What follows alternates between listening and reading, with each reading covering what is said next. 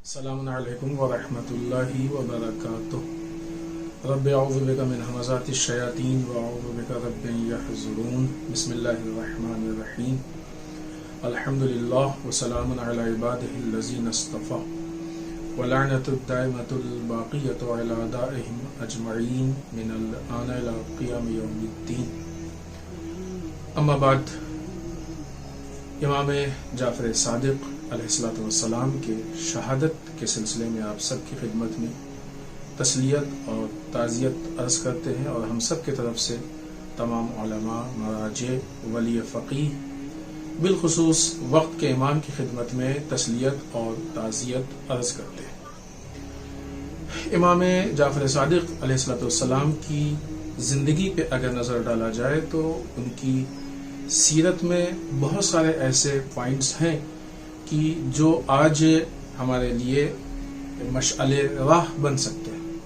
ان کی سیرت سے اس مختصر سے وقت میں کچھ باتیں، کچھ پوائنٹس ہم ایک دم پوائنٹ ٹو پوائنٹ آپ کی خدمت میں چاہتے ہیں کہ عرض کریں، تاکہ ہم سب مل کے اپنے آپ کو امام کی سیرت سے نزدیک کرنے کی کوشش کریں، جو ہم سب کی ذمہ داری ہے، اور یہی ہمارے لیے ہدایت کا راستہ ہے۔ سب سے پہلی چیز اگر امام کی سیرت میں دیکھی جائے تو امام نے البتہ چونکہ شہادت کی بھی تاریخ ہے، لہٰذا امام کی وصیت کو پڑھنا اور دیکھنا ہم سب کی ذمہ داری ہے۔ اس وصیت کی ایک بات یا اس کا ایک پوائنٹ وہ یہ کہ امام نے اہل خاندان کو جمع کیا، اور جمع کرنے کے بعد امام نے سب سے خطاب کر کے یہ فرمایا کہ جو بھی نماز کو ہلکا سمجھے گا اس تک ہماری شفاعت نہیں پہنچے گی۔ نماز نہ پڑھنے والوں کی بات نہیں کی، امام نے ان کی بات کی کہ جو نماز کو ہلکا سمجھے گا اس تک ہماری شفاعت نہیں پہنچے گی۔ ابھی ہمارے پاس ہم یہ تو دعویٰ نہیں کر سکتے ہیں پالنے والے ہم بہت زیادہ عمل لے کے آ رہے ہیں، نعوذ باللہ بہت اچھا عمل لے کے آ رہے ہیں، نہیں، ہم تو بس یہ کہ پالنے والے جو کچھ ہو سکا وہ ہم کرنے کی کوشش کر رہے ہیں، اور پھر اس کے بعد انشاءاللہ اہل بیت کی شفاعت کی ہم کو امید ہے۔ اہل بیت اپنی شفاعت کے لیے معیار بتا رہے ہیں۔ معیار کیا ہے؟ ان میں سے ایک معیار یہ ہے کہ اگر نماز کو ہلکا سمجھو گے تو شفاعت نہیں کریں گے۔ اور وہ لوگ کی خدا نخواستہ اگر کوئی ایسا ہو کہ جو نماز نہ پڑھے تو وہ کیسے اہل بیت کی شفاعت کا انتظار کر سکتا ہے، جبکہ وہ شفاعت ان کو نہیں ملے گی جو نماز کو ہلکا سمجھ رہے ہیں۔ پہلا۔ دوسرا پوائنٹ اگر دیکھیں امام کی زندگی میں تو بہت اہم پوائنٹ جو آپ کی سیرت میں ملتا ہے کہ امام نے تعلیم و تعلم، پڑھنے اور پڑھانے پہ بہت زیادہ زور دیا، لوگوں سے کو پڑھنے کا حکم دیا اور لوگوں کو پڑھایا۔ لہذا امام کے زمانے میں جو حوزہ یونیورسٹی، جو تعلیم کا سسٹم تھا، وہ بہت مشہور ہے، روایات میں ہے کہ ہزاروں شاگرد تھے آپ کے، کہ جو آ کے آپ کے اس حوزے میں، آپ کی اس یونیورسٹی میں فیضیاب ہوا کرتے تھے، اور بہت سارے علوم ایسے ہیں کہ جو پانچویں امام اور چھٹے امام کی زندگی میں آپ کو موقع ملا کہ لوگوں کے حوالے کریں، حتیٰ سائنس اور الجبرا وغیرہ اس طرح کے بہت سارے علوم ہیں۔ لہذا ہماری یہ ذمہ داری بنتی ہے کہ اگر آج ہمارے لیے امکانات ہوں کہ ہم لوگوں کو پڑھنے کے لیے زمینہ یا وسائل فراہم کر سکیں، یا اس کے لیے جو ضروریات ہیں ان کو فراہم کر سکیں، تو ہم ایجوکیشن پہ زیادہ زور دیں، لوگوں کی تعلیم پہ زیادہ زور دیں۔ کیوں؟ اس لیے کہ امام کی سیرت میں بہت اہم پوائنٹ ہم کو یہ دکھتا ہے۔ اسی کے ساتھ ساتھ امام نے لوگوں سے بتایا کہ اپنے تیسرا پوائنٹ اس کو سمجھا جائے کہ اپنے زمانے کے حالات سے بھی بے خبر مت رہو۔ لہذا امام کی وہ بہت مشہور کہ العالم بزمانہ لا تہجم علیہ اللوابس، جو اپنے زمانے کے حالات سے باخبر ہو وہ غلطیوں کا شکار نہیں ہوگا۔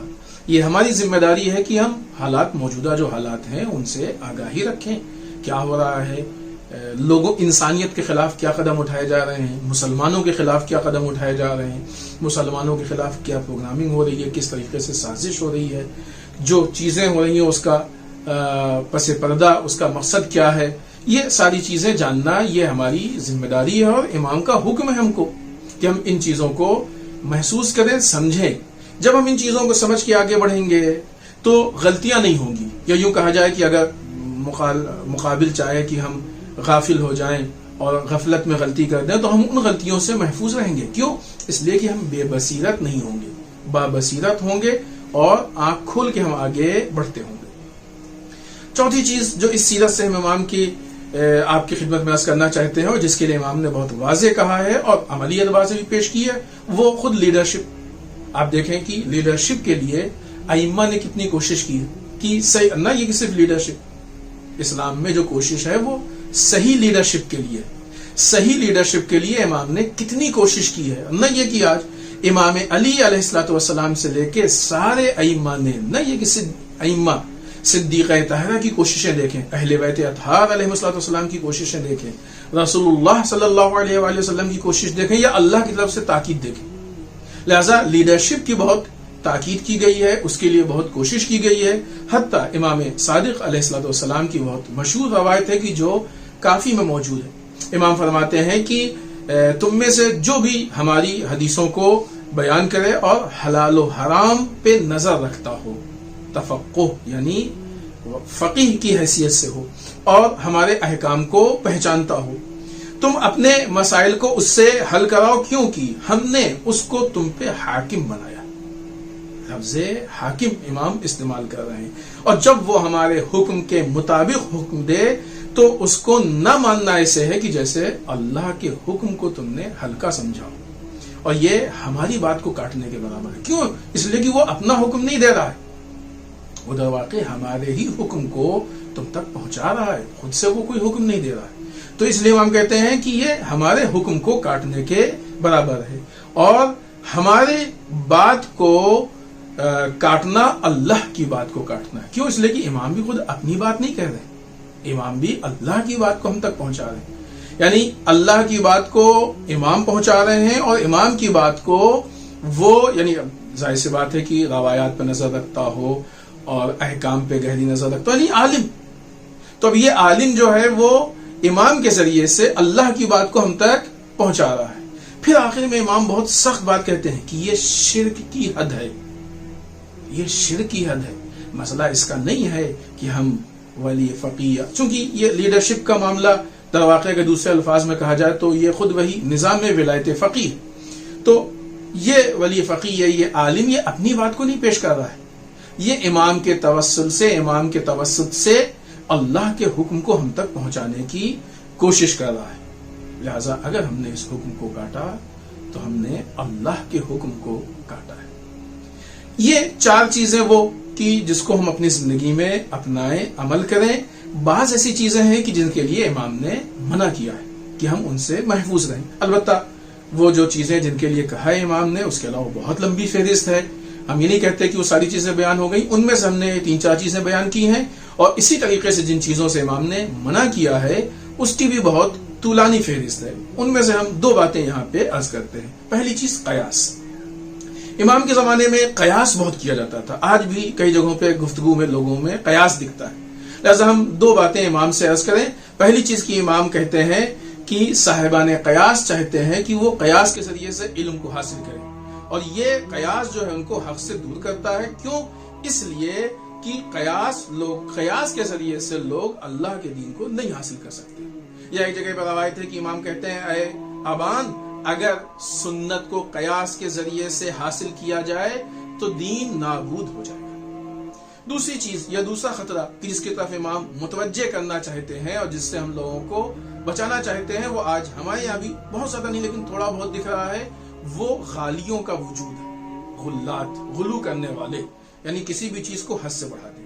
امام کہتے ہیں کہ غلات، اپنے جوانوں کے بارے میں غلات سے ڈرو۔ کیوں؟ اس لیے کہ یہ اللہ کی مخلوق میں شر کی حیثیت رکھتے ہیں، یہ دین کو خراب کر دیتے ہیں، یہ اللہ کی عظمت کو کم کر دیتے ہیں، اور یہ بندوں کی ربوبیت کے قائل ہو جاتے ہیں۔ امام ہم لوگوں کو ہوشیار کر رہے ہیں کہ اپنے جوانوں کے معاملے میں غلات سے ڈرو۔ یعنی کیا مطلب؟